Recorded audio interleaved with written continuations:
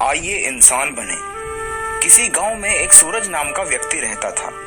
खेती बाड़ी तो थी नहीं, बस एक जोड़ी बैल की बची थी जो कभी गांव वालों को खेत जोतने में काम आ जाते थे। एक बेटा था राम, जो पढ़ाई के बाद शहर में सरकारी नौकरी करता था।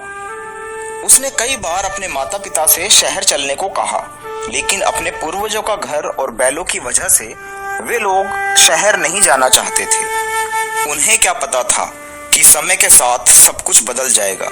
गांव के साहूकार के पास सूरज के पिता ने बहुत पहले ही अपना पूर्वजों का घर गिरवी रख दिया था, लेकिन यह बात किसी को पता नहीं थी। एक दिन साहूकार सारे पुराने दस्तावेजों के साथ घर की चौखट पर आ धमका और दोनों पति पत्नी को धमकाने लगा, अगर समय पर तुमने गिरवी घर को नहीं छुड़ाया तो मैं इस घर को बेच दूंगा। सूरज और उसकी पत्नी साहूकार के हाथ पैर जोड़ने लगे। हम कहाँ जाएंगे ये घर छोड़कर, हम पर दया कीजिए। साहूकार कहाँ समझने वाला था। उसने दोनों को बाहर निकालकर घर का ताला लगा दिया और बैलों की जोड़ी भी साथ ले गया। तभी सूरज का मित्र, जो किसी काम से शहर गया था, वो लौट आया। अपने मित्र को परेशान देख दोनों को अपने साथ ले जाता है। सभी साथ में भोजन ग्रहण करते हैं। दोनों मित्र राय मशवरा करते हैं। सूरज का मित्र उसे समझाता है, देखो मित्र, मैं भी तो तुम्हारी तरह किसान आदमी हूँ और मेरे खेत भी साहूकार के पास गिरवी हैं। अगर उसके खेतों में काम ना करूँ तो 2 जून की रोटी भी नसीब ना हो। मैं तुम्हें यही कहूँगा कि तुम शहर जाकर पुत्र को सारी बात बताओ। मित्र, हम दोनों ही एक दूसरे को समझ सकते हैं, क्योंकि समर्थ व्यक्ति असमर्थ को कभी नहीं समझ सकता। दूसरे दिन सूरज शहर की पहली बस से पत्नी के साथ शहर को रवाना हो गया। गांव छोड़कर जाते हुए दुखी तो बहुत थे, लेकिन मजबूरी थी। दोनों पुत्र के पास पहुंचते हैं और कारण बताते हैं। उनका पुत्र माता पिता को देखकर खुश होता है, लेकिन कारण जानकर दुखी हो जाता है। उनका पुत्र राम उन्हें सब्र रखने को कहता है।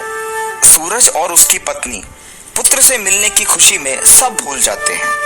करीब 6 महीने बाद राम अपने पिता सूरज को एक चाबी देकर कहता है, चलिए आपकी अपनी दुकान।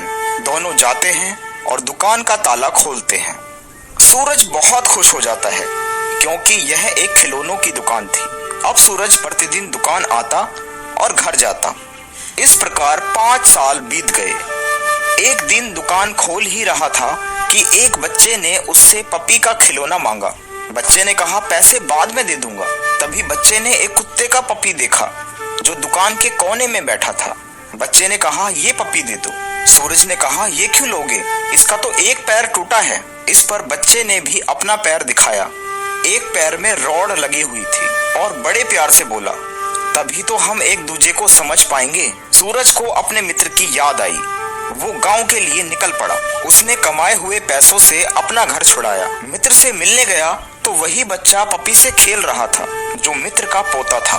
बच्चे को देखते ही सूरज के कानों में यही शब्द गूंजने लगे, अंकल मुझे पपी दे दो, उसको भी कोई मिल जाएगा जो उसको समझ सके और मुझको भी कोई मिल जाएगा जो मुझको समझ सके। ये थी कहानी आइए इंसान बने।